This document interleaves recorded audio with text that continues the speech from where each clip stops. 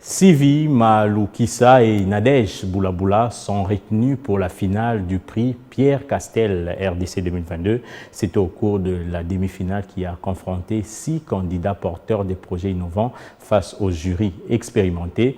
Les 2 candidats ont convaincu les membres du jury par leur génie créateur lors de la présentation du projet. Le détail dans cet élément que nous proposent Christian Bofoya et Taylor Chikaya. Les enjeux sont détail, il faut convaincre à fond afin d'être parmi les 2 finalistes qui seront retenus pour la finale du prix Pierre Castel RDC 2022. C'est une demi-finale mettant en avant-plan ces 6 candidats porteurs de projets innovants qui s'affrontent devant les membres du jury. Et je suis toujours très fier de participer à ce jury et surtout d'aider tous les jeunes entrepreneurs. Et c'est jamais facile de trancher après déjà une présélection sur 80 candidats, tomber à 6 et toujours des bonnes idées. Madame Boulaboula Nadège, bravo. Une belle présentation, une belle dynamique. Un premier prix, Maloukissa Sylvie.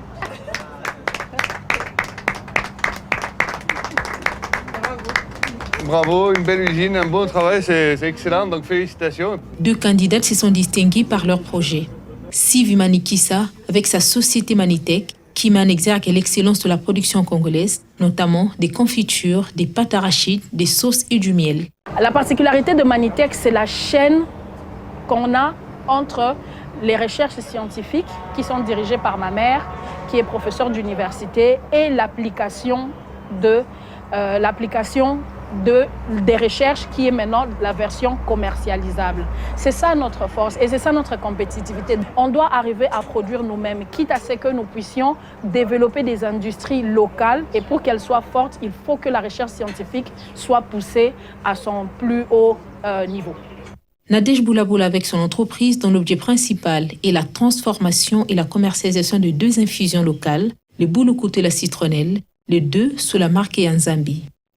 Initiative qui vient juste booster l'entrepreneuriat congolais et le rendre plus compétitif au niveau continental. Donc Madame Sylvie Maloukissa et Madame Nadège Boulaboula pour respectivement Manitech et MIS My Success, qui vont donc passer devant le grand jury local qui va déterminer à l'issue de ce grand passage, qui se fera donc en visioconférence avec les cadres du Fonds Pierre Castel, le premier et le deuxième lauréat pour déterminer qui va disposer donc du premier prix et qui va disposer du deuxième prix, sachant qu'il n'y a pas de perdant.